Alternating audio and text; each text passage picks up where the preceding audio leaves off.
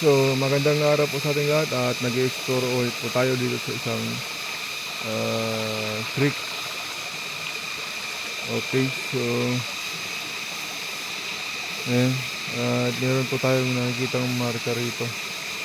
Meron po tayong makikita ditong chamber. Okay, so triangle na naka-chamber po na triangle. Ayan, triangle na chamber po at nag-i-indicate din ito ng deposito na malaki. Itong may depositong malaki sa loob ng chamber sa isang kwarto. Ayan. So positive po ang ating site, ang area po natin.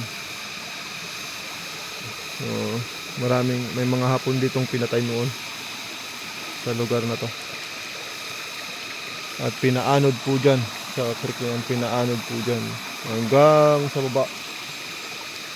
Okay.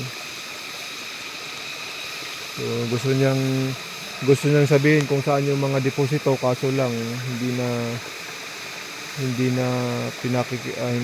nagka-interest yung mga tao dati dito kasi wala naman silang alam sa mga treasure noon. So hindi nila pinag-interesan ng mga sinasabi ng Hapon na may mga kayamanan. So kasi ang mga tao ngayon noon dito ay ang alam lang nila ay magtanim at kumain lang ng mga kanilang mga tanim. So hindi mahalaga sa kanila yung ginto or kayamanan. So halos wala pang knowledge ang mga tao dito noon sa ginto, mga kayamanan, mga ganun. Okay, so yan po ang ating marka sa gilid ng sapa. So salamat sa pagsubaybay. God bless po sa ating lahat.